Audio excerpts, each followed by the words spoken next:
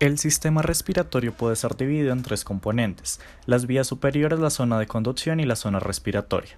Las vías superiores empiezan con la nariz y boca, quienes permiten el flujo de aire hacia la faringe, un pasaje común para aire y comida que se divide en laringe y esófago para tales fines. El aire fluye a través de la laringe para la continuación de las vías respiratorias hacia la zona de conducción. La zona de conducción comienza con un tubo rígido cartilaginoso que se abre inmediatamente después de la laringe, la tráquea, que se divide luego en dos bronquios llamados principales y que entran a cada pulmón para empezar la ramificación conocida como árbol bronquial. Los pulmones son órganos cónicos asimétricos que reposan sobre el músculo diafragma y contienen dentro toda la ramificación de los bronquios principales, que luego se dividen en bronquios lobulares y que dan paso a los primeros tubos de conducción libres de cartílago llamados bronquiolos. Luego de la división de bronquiolos en tubos más pequeños, los bronquiolos terminales, empieza la zona respiratoria con la aparición de bronquiolos respiratorios y el brote de pequeños sacos llamados alvéolos, que serán los encargados del intercambio de gases con los tejidos vía los capilares de las arterias pulmonares que lo irrigan. En un contexto de inervación, los pulmones son estimulados por nervios simpáticos y parasimpáticos de los plexos pulmonares, los cuales se encuentran en las partes posterior y anterior de las raíces del pulmón y que actúan sobre el músculo liso del árbol bronquial. En términos fisiológicos, las vías respiratorias cuentan con un sistema de producción de mucosa y presencia de cilios y macrófagos a lo largo de las vías respiratorias para evitar la entrada de partículas y agentes irritantes a los sitios de intercambio de gases. Por otra parte, la entrada y salida del aire del cuerpo sucede en el ciclo respiratorio, que se divide en dos procesos: inhalación y exhalación. En la primera parte, la contracción de diafragma y músculos intercostales ayudan a la expansión de la caja torácica, aumentando la presión transpulmonar que ejerce influencia sobre la expansión alveolar, generando así un gradiente de presión entre alvéolos y atmósfera que resulta en un flujo entrante de aire. Justamente después inicia la etapa de exhalación, que retrata la relajación de los músculos antes contraídos, generando que los pulmones vuelvan a su tamaño original para una subsecuente salida de aire de los pulmones hacia la atmósfera por gradiente de presión.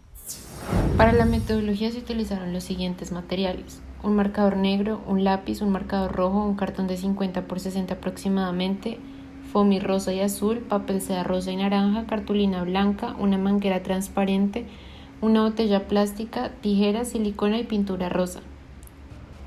Primero se realizó un boceto del humano y se pintó. Luego se recortó el foamy para hacer una simulación de la cavidad nasal y la laringe. Se cortó el foamy rosado para poder representar el fondo, cortando así el espacio donde iban los pulmones. Posterior a esto se cortó el papel seda rosa para los pulmones, en el que se pegaron varios de ellos y al final quedara como una especie de bolsa.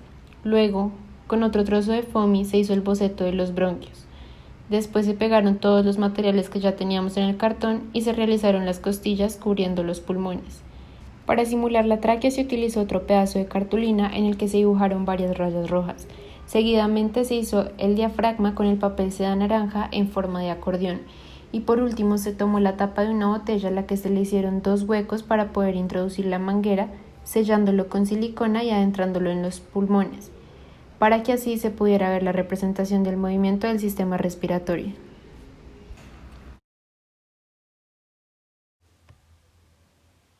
En la maqueta, los globos rosados representan los pulmones que se inflan y desinflan para permitir la contracción. El tubo que sale de ellos y llega hasta una botella representa las vías aéreas superiores y la botella representa el ambiente. El tubo es más largo para facilitar la operación del modelo. De igual modo, la botella representa el medio externo, el cual facilita el intercambio de gases dentro de los pulmones. Sin embargo, el rol del medio externo en la maqueta está invertido con el de los pulmones, pues como se observa en el video, para la inspiración se comprime la botella de manera que el aire se desplaza hacia dentro de los pulmones. Igualmente, para la expiración se suelta la botella, la cual regresa a su forma normal, y por diferencia de presión se infla sacando el aire de los pulmones. Realmente, lo que se expande para crear la diferencia de presión no es el medio, sino la cavidad torácica por medio de la contracción de los músculos intercostales y del diafragma. Sin embargo, para efectos ilustrativos, en el modelo se decidió hacer al revés, con total conciencia del proceso real. Este modelo expone la composición anatómica del sistema respiratorio y presenta las estructuras básicas que inducen el transporte de aire hacia y desde el organismo. Sin embargo, existen distintas limitaciones en nuestro modelo. Una de estas es que no es posible representar como tal el momento de intercambio de gases entre alvéolos y capilares. Si bien podemos demostrar las distintas vías que existen en el organismo, en el sistema respiratorio, no incluimos en estos los sacos alveolares y los alvéolos dentro de ellos, y por lo tanto no es posible representar el momento de intercambio de gases. Además, aunque podemos presentar el ingreso del aire al sistema, no logramos que el modelo contara con las herramientas para que este aire entrara por la boca y o por la nariz. A pesar de esto, se cuenta con otras ventajas, entre las cuales está la capacidad de ilustrar la manera en que la entrada y salida del aire está sincronizada con la mecánica del sistema respiratorio. Esto ya que se presenta el efecto de la inspiración y la expiración en el movimiento de la caja torácica y del diafragma.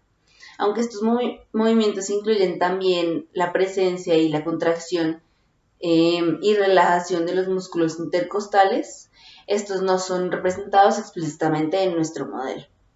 Otra ventaja es la clara representación de los ductos por los que pasa el aire y de su ramificación a medida que el sistema se complejiza y se hace más chico.